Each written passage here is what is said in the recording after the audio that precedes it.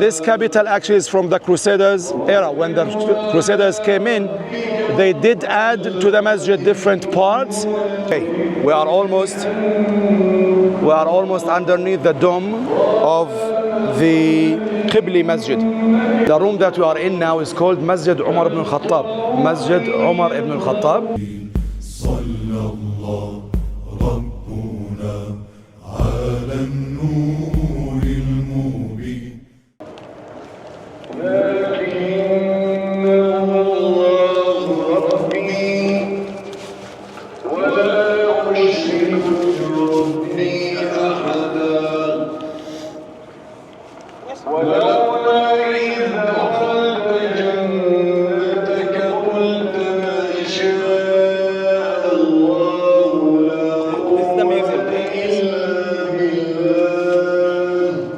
Okay, brothers and sisters.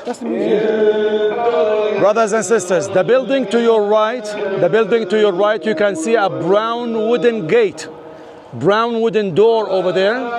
That is the entrance to the Muslims Museum, Islamic Museum of Masjid Al-Aqsa Mubarak. Make sure that you come on Sunday, it's free of charge. You can just walk in, you will see many things on display. The most important thing that I would want you to pay attention to is the remains of the burned Mimbar of Salahuddin Ayyubi that was burned in 1969. Okay, that Mimbar was destroyed forever.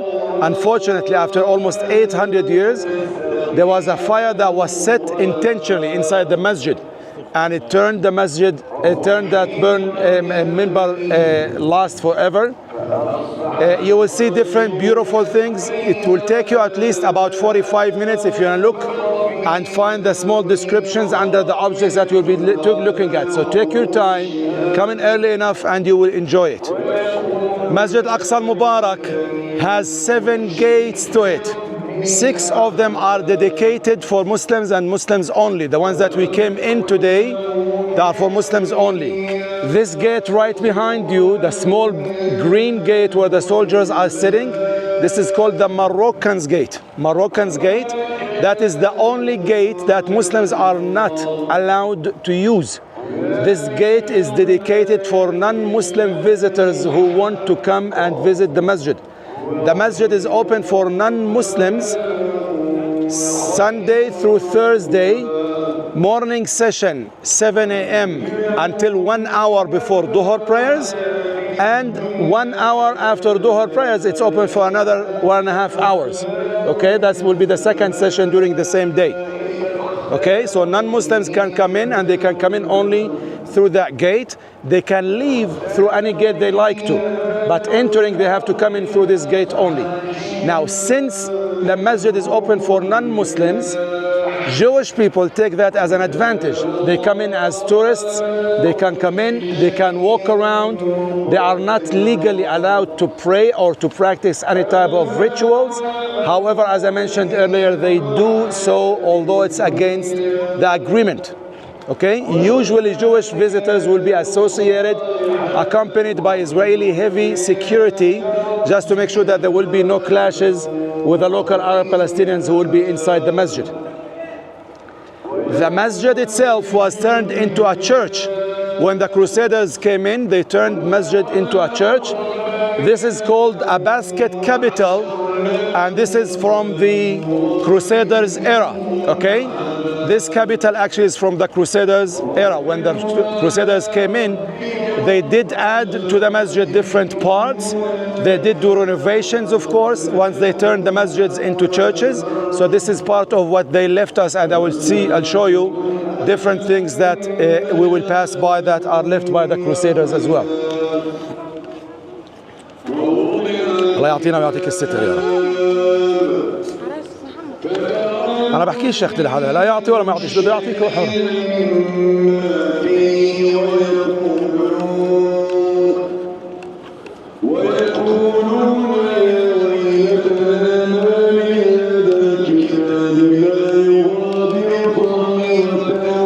See, if it's not busy, we might as well just go ahead and visit this part of the masjid.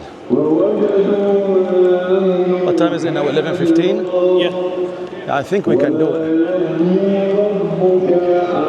Usually I do this after Salah, but since we do not have a lot of people in, let's go ahead and do the Masjid Qibli together, inshallah. Put your shoes on the shelves. We have shelves inside as well. We have shelves inside as well.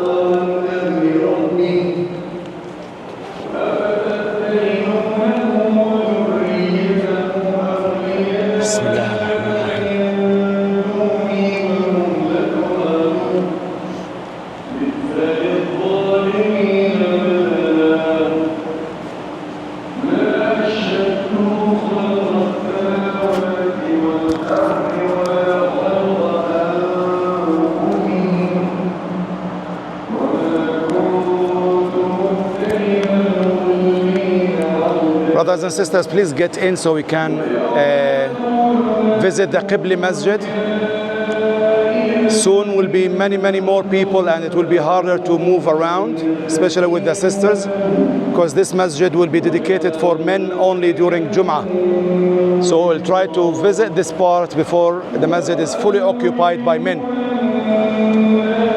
If you guys remember what we have mentioned earlier today, that the area of the old city, including Masjid Al-Aqsa Mubarak, is very unleveled. Remember that I told you that the topography, we have upper and lower parts of the city. And therefore, once they wanted to build this masjid, this is actually a very steep hill. As I mentioned, north is way much higher than south. Therefore, they had to lift up this on pillars and vaults, level up the ground and build the masjid on top of it. Okay? Now, earthquakes are a very common thing in the Holy Land. Every 100 years we have a massive earthquake that almost destroys the masjid whenever it strikes. So in 1927, about 100 years ago, a massive earthquake pretty much destroyed the masjid, followed by another earthquake 1929. However, the masjid did not fall altogether. In 1937, the Muslims institution, Waqf institution, intentionally they decided to put down the masjid for safety reasons, because many people come in and visit, hundreds of thousands, and then you don't want to cause any catastrophe. Therefore, if you look above your heads, you will see very thick stone pillars over here, very thick stone pillars, and you will see stone ceilings over here. These are the only intact part of the older masjid. Now, from this point on, you will see thinner marble, newer, modern ones. You can see them 1, 2, 3, 4, 5 over here. It's with a wooden ceiling. The reason why they changed the ceiling and they minimize the weight is the biggest enemy with earthquakes. Whenever you have earthquake and you have a very heavy weight, it just collapses and causes a lot of damage. So these 2 aisles are older. Those 5 aisles are newer. Not only that, we have documentations of previous buildings where this building used to stand. The masjid was way much bigger.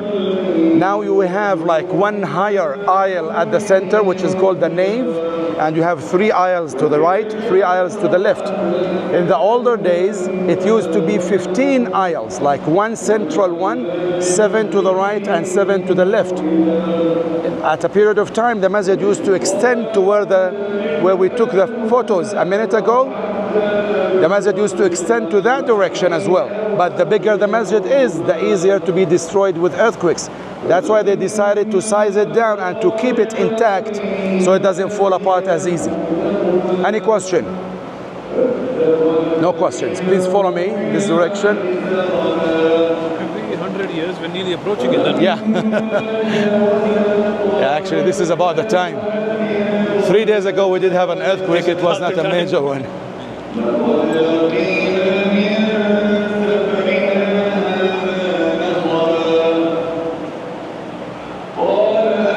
Not the same way, because we left all our shoes there. We will have to leave from that way. If you stand where I'm standing and follow my laser pointer, you will see destroyed windows. 1, 2, 3, 4, 5, 6, 7, 8, 9. All those windows have been destroyed through the last Ramadans. If you guys remember the Ramadan events, Muslims will come inside the masjid and they want to stay and do their i'tikaf. Israelis, of course, do not allow allow them to do that, because on the next morning you will have Jewish people coming and visiting. So once you have youngsters staying in the masjid and Jewish people coming in, they will have clashes. Therefore, they prevent Jewish people from coming in the last 10 days of Ramadan, and that's the only time they allow Muslims to do i'tikaf in the masjid. So for the first 20 days of every Ramadan, the youngsters do not wish to leave the masjid. So Israelis come in and they kick them out by force. Eventually the Muslim young ones, they shut down the doors, and then the Israelis climb up on the roof, they break the windows and they start shooting at them with gas and stuff like that. That's why those windows are destroyed. Each one of those windows takes more than a month to build.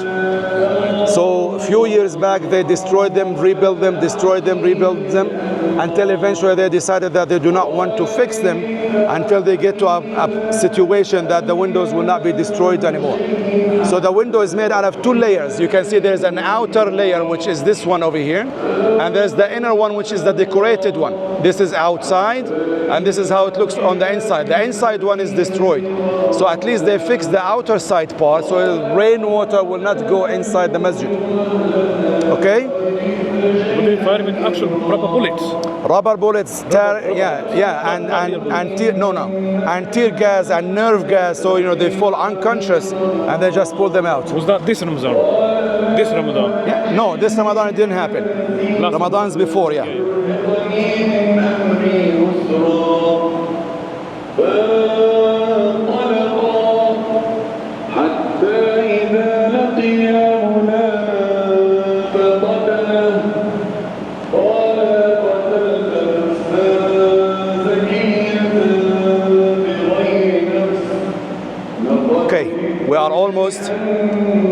We are almost underneath the dome of the Qibli Masjid, and we will talk shortly about the reason why it was called Qibli Masjid.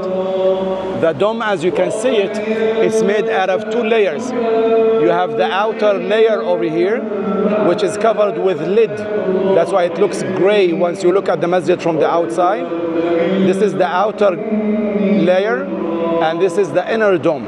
So the dome actually is called in architecture like an eggshell style. Eggshell, because the egg, once you boil it, it has two layers. You have the solid outside one, and then you have another softer one on the inside. So again, to cut down on the weight, they designed an outer shell and they covered it with lid to prevent rain from coming in. And then you have an inner dome, which is the very well decorated one over here, that's made out of wood, and then it's covered with painting and gypsum and decoration.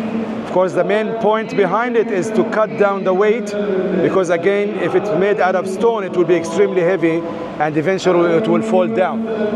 I did mention that we did change hands. Different dynasties came and coming. So the one who ordered this one to be built was Malik Sultan Qalawun. If you follow the line, you can Mansur Qalawun over there. That is, he used to be one of the Mamluk. He used to be one of the Mamluk leaders who ordered for this dome to be decorated and fixed in this way. Now each ruler would want to come and add something whenever they come, and he would want his name to be kept on record. Okay, therefore the Mamluks actually designed and have their name put on that dome. If you look at that Mimbar over there, the Mimbar, the pulpit, that is a copy one for the last Salahuddin Mimbar. I did mention that in August 21st, 1969, a Christian Zionist Australian called Michael Rohan, he walks into the masjid before Dhuhr prayers and he sets fire in this area over here. This whole wing was destroyed, including the Mimbar itself. Since the Jordanians are the custodians over the masjid, King Abdullah II, the current king of Jordan, he ordered this Mimbar to be built exactly the same shape and size as the last one that was lost with the fire that took place over here about 50 years ago. Questions? Now the Mihrab area itself, the Mihrab actually was ordered to be renovated by Salahuddin al-Ayyubi. Those who read Arabic, you will see the name of Salahuddin al-Ayyubi. The last three words, last three words on the second line, that's Salah ad-Din al-Ayyubi. Salah ad-Din al-Ayyubi. Salah ad-Din actually, once he came and regained the masjid after it was turned into a church for almost 90 years, he turned it into a masjid again, and he renovated the Mihrab area, and he has his name on it as well. Again, so he will have the credit and the ajr for doing that. Questions? That Mimbar is 50 years old, yeah? This Mimbar is about 20 years old. Okay? Even less. Questions? What does it say? What's the translation? The translation is that this mihrab was ordered to be built by of course, before they say the name of Salah ad-Din, they glorify him like the leader, the undefeated, the sword of Islam, Salah ad-Din al-Ayyubi, who did this and this and this, and then of course his name will be mentioned. And of course he will be asking you to do dua for him. Again, this is part of the sadaqah jariyah that they intended to do. Yes, Allah knows it's all Palestine. Can you hear my cry? Can you feel my hurt? One day the sun will rise over this land of love. Ya Aqsa, hubbuka fi qalbi.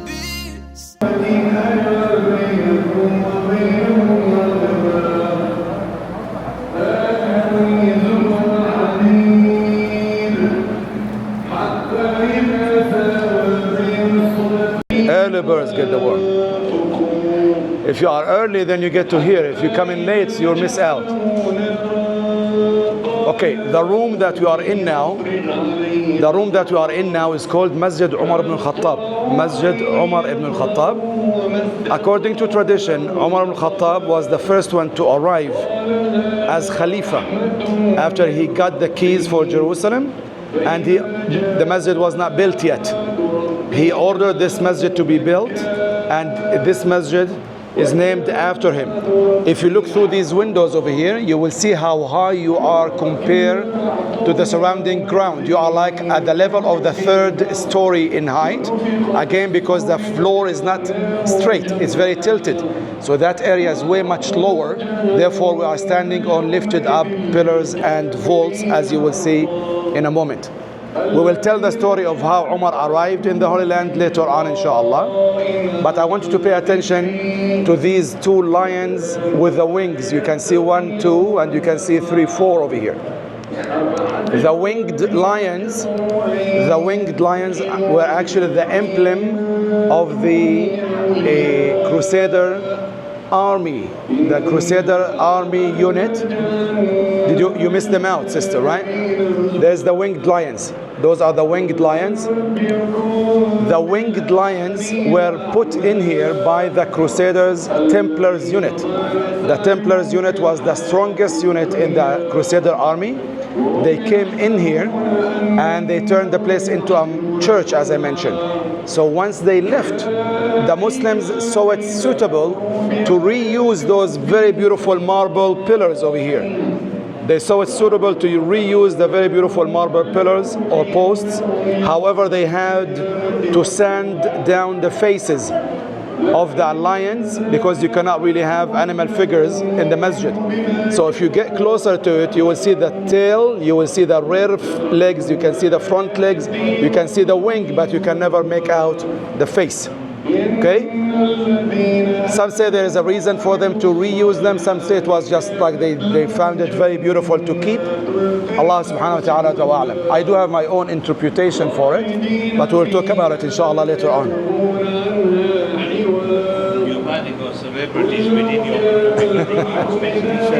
اللهم صل على سيدنا محمد.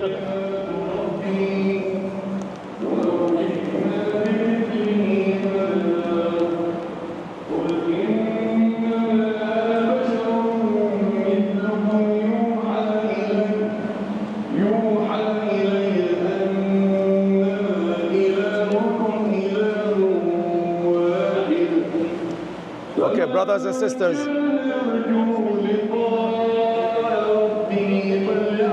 trying to see where the loudspeakers are so we can avoid standing next to them. You can see them everywhere. Okay, please focus with me for a moment over here. Alhamdulillah, he finished, but soon there's going to be a test. Soon there will be a dars, but still. Bismillah ar-Rahman ar-Rahim. Alhamdulillah. إياك نعبد وإياك نستعين. الصراط المستقيم. Okay, brothers and sisters. This room right in front of me, right behind you, this is actually an added room to the original masjid. This is an added section to the original masjid. That means that once the masjid was built, this room was not included. This room was added by the Crusaders again. Crusaders came in in the year 1099. 1099, that's when the Crusaders arrived. And they left in the year 1187. That means that they stayed in here for 88 continuous years. They established the Kingdom of Jerusalem. And of course, Jerusalem was the capital. That's where the Crusaders' kings stayed and ruled. They added this room over here for a very, very important reason. If you remember, we did mention that the masjid itself was turned into a church. Okay? Now, Muslims, once they want to pray, they do have the mihrab, right?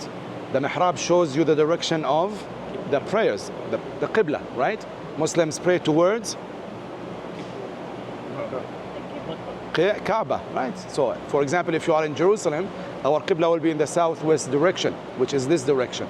If you are in London, it will be in a different direction. If you are in Australia, that's a different direction. Regardless where you are, your qibla is always towards Kaaba, right?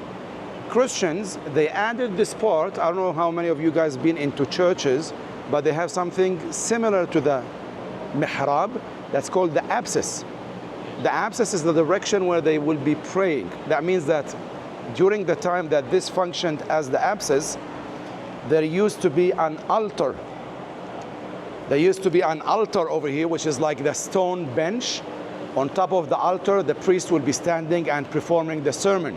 You know, having the wine and having the bread, and he will be doing the prayers, right? You must have seen that at least on movies, if you have not been in churches. So in here, there used to be an altar. The priest will be standing in here, and he will be doing the sermon. And right where you guys are sitting, there will be the seats where the believers will be sitting and attending the sermon. So this used to be the apsis of the Crusader church for 88 years.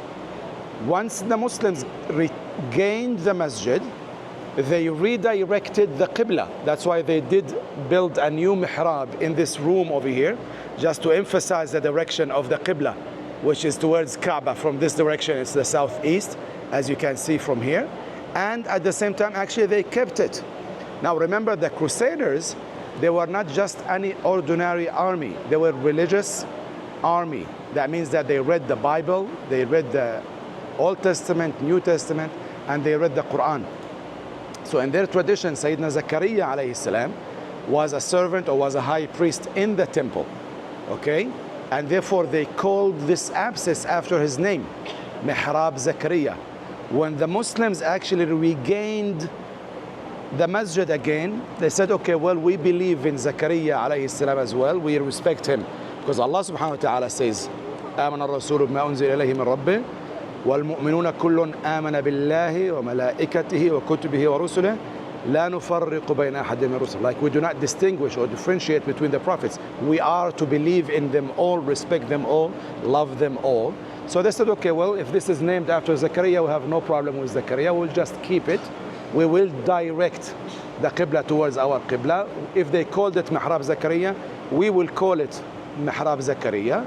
More than that, they added the very first verses of Surah. Anybody can read this? كافها يا عين صاد ذكر رحمة ربك عبده زكريا إذ نادى ربه نداء خفيا. That's where you can see the name Zakariyya over there, because Zakariya's name is associated with this place. This is the opening of Surah Maryam alayhi salam, of course. So this is Mihrab-e-Zakariyya, again built initially by the Crusaders, kept by the Muslims, adopted by the Muslims. Muslims redirected the Qibla's direction, and they added the verse of the very first verse of Surah Maryam to emphasize that this is a Muslim shrine, this is a Muslim's part of the masjid. Questions? No questions? I have a question.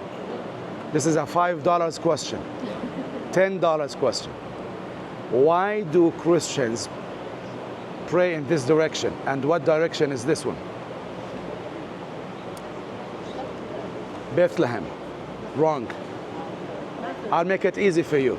Nazareth is wrong as well. If this is south, then this is east. Okay, so Christians pray towards the east. And there's a reason for that. Why do Christians pray towards the east?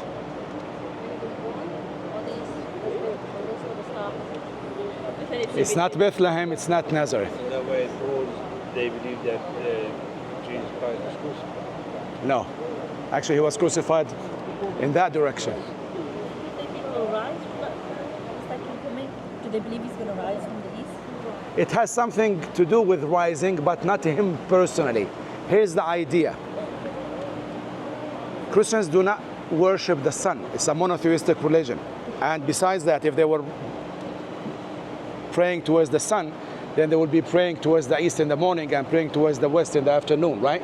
Yeah. So they were praying towards the east because Isa's life, Isa's coming into their life is resembled by the light and warmth that the sun brings into humans' lives. So the sun, every time when the sun rises, it brings in light. It brings in life into humans, into the whole universe. So for them, Isa's presence in their life after they believe in Isa is just like Isa brought in life to their lives. Isa brought in light. Isa brought in warmth, things that are very, very essential that you cannot really live without. Okay? So the light that the sun brings is just like the light that Isa brings into their lives. That's why they pray towards the east. Okay? I get to keep my $10.